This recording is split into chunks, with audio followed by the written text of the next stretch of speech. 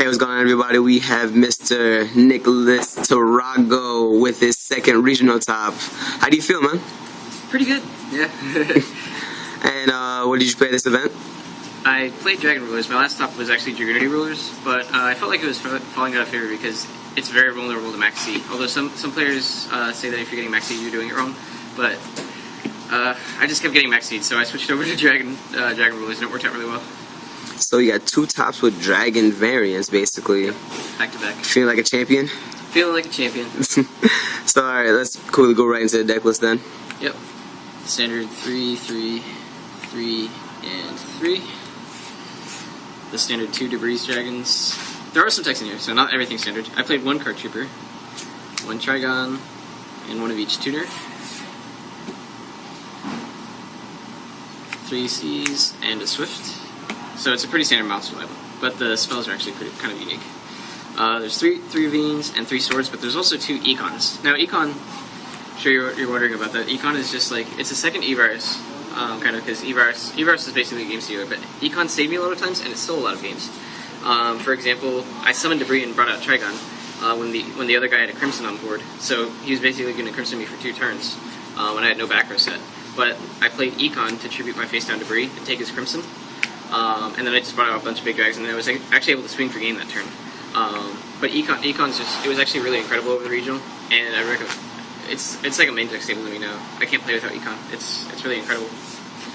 Even though I set it at 1. But 1 was always going out because it was being replaced by Electric Virus, and this is basically Electric Virus. There's the standard 3, a full 3 Emptiness. Fun fact, I never Spark emptied anyone. I never had Spark Dragon and Emptiness at the same time. How'd you not do that? It never happened. Usually I had like Dracossack and Emptiness, but somehow I never had Spark empty up, but I was able to emptiness a lot of people, both defensively and offensively. And they worked out kind of well. I think I'd play 2 now, because sometimes I just opened 2 and I lost if I opened more than 1 emptiness and nothing was reactive. There were 2 Trapstones. Trapstones were incredible. This card's been gaining hype, and it should absolutely be played. I mean, I had Trapstone, Black Rose, plenty of people. I never got to Trapstone or a 6th Sense Return. Luckily, they were never used against me, the game 1s. Every game 2, everyone agreed to set them out, like every single person. And we all set them out face up. And then, of course, 1-1. Okay. For the extra deck, there was Army Arm, which I used to equip to an opponent's monster and burn him for game by attacking into that monster and destroying myself in battle. Nice, another stolen game. Yeah. And they forced us to do our deck list right at registration at like 9 o'clock, so like I last second put in Army Arm, and I'm pretty glad I did. I've been thinking of more ways to implement Army Arm. I think Army Arm's a little bit ignored in the extra deck. It's like, it's there, but people don't consciously think about, oh, I can go Army Arm because I have like a Dracossack token. So I'm consciously thinking of more ways to go Army Arm, but I think this card's really good.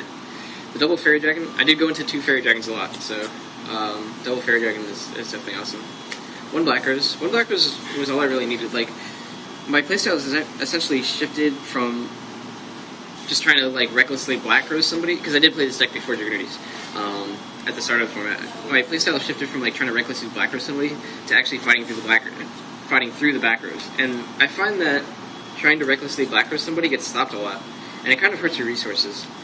Because a lot of times I would have like a Trapstone set, not a Trapstone, like an Emptiness set, and then my opponent would have 4 back rows. I don't really want to Black Rose that, but I did a couple of times. So the 1 Crimson, never needed a second, and I don't really have the capacity to run a second because I'm not running more than 2 tuners.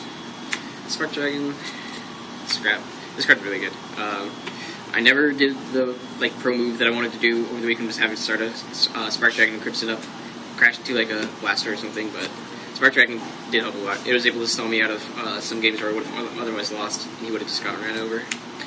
Fossil, Thought Ruler, brought out once, Star Eater, then Gaia Dragon, Big Eye, Master Blaze. He wasn't really that good.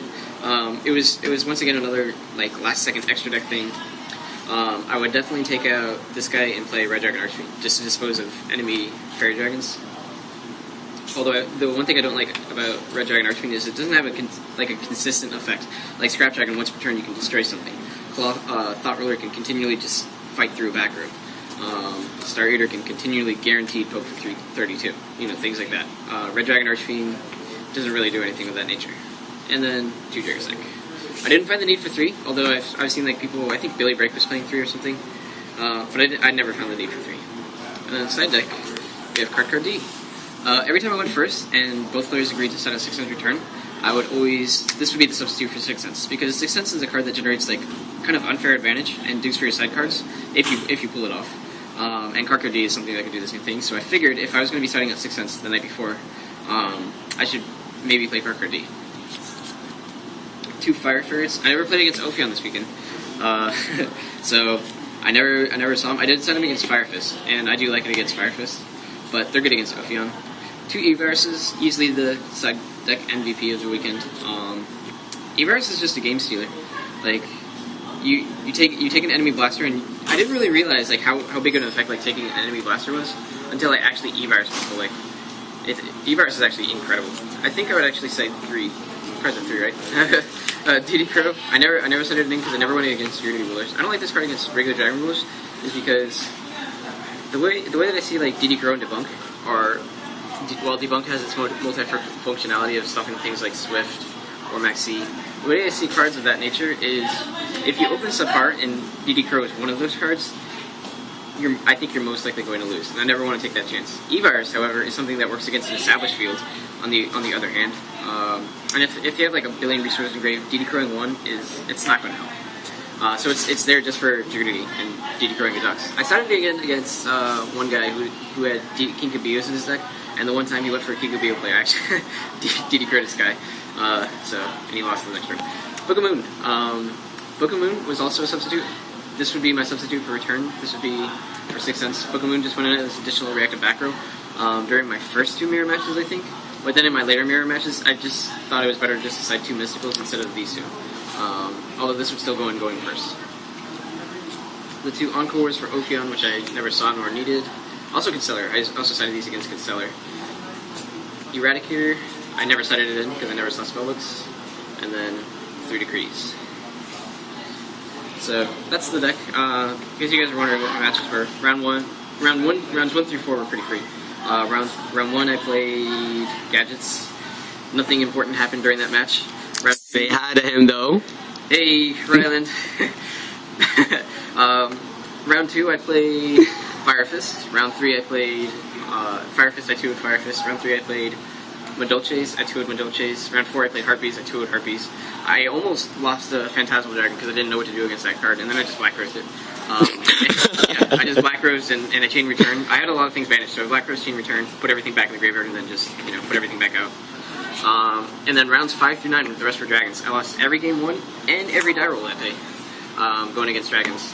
The only die roll I won was in my 8th round, which I 2'd the guy to become 8-0, but the thing is, he drew so bad, like, both games. All of my plays went through unopposed. He never had Maxi. He never had a set Wing Blast. Like, I beat him pretty swiftly game 1 with like a Wombo combo, Debris, Trigon, Fairy Dragon, all that, and Dragosack and all that stuff. And then game 2 he sets a back row. He later revealed to me like he opened 2 cards of Constance and no tuners and like one dragon and like a emptiness, and like he opened a lot of that stuff. So that was a pretty free win. And then in my final round, I lost to a guy who I gave deck advice to the night before. Might never do that again. So yeah, that's my deck profile. So good job. Hopefully we get to see you in December 7th at Miami Regional, and hopefully get 3 in a row. Yep. Seems like you're on a hot streak right now. Yeah. Alright guys, thank you, and remember to like and subscribe for more.